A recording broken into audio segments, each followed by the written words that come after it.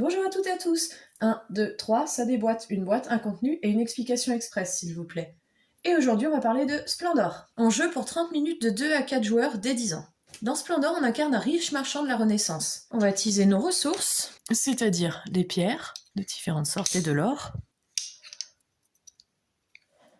pour gagner encore plus de ressources, faire des échanges, acheter d'autres pierres, pour gagner le plus de points possible et devenir le marchand le plus influent, en se faisant repérer par des mécènes qui vont nous permettre de gagner encore plus de points.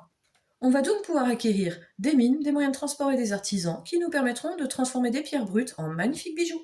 On dispose de 90 cartes de développement de niveau, qui vont du niveau 1 à 3. Au cours de la partie, les joueurs prennent des jetons pierres précieuses et or. Avec ces jetons, ils achètent des cartes développement. Par exemple ici, pour le niveau 1, il faudra un diamant, un saphir, un rubis et des onyx. Pour récupérer, bien sûr, une émeraude. Ces bonus permettent d'acquérir les cartes développement suivantes, donc des niveaux 2 et 3, à moindre coût. Pour gagner des points de prestige, les joueurs doivent acheter des cartes développement. Les développements en main sont les cartes que les joueurs réservent durant la partie et qu'ils sont les seuls à pouvoir acheter. À la fin de son tour, s'il a les pierres correspondantes, un joueur reçoit automatiquement la visite d'un noble. Chaque tuile noble rapporte 3 points supplémentaires. Le joueur dont c'est le tour doit choisir une et une seule des 4 actions suivantes. Prendre 3 jetons pierres différentes ou prendre 2 jetons pierres précieuses de la même couleur. Un joueur ne peut jamais posséder plus de 10 jetons. Tous les jetons du joueur doivent être visibles devant lui par tous à n'importe quel moment du tour.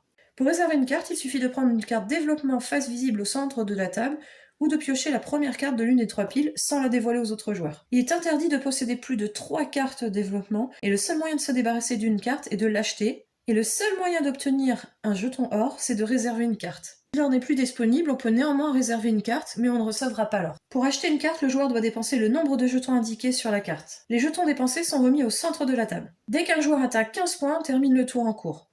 Le joueur qui possède alors le plus grand nombre de points de prestige est déclaré vainqueur. N'oubliez pas de compter vos nobles.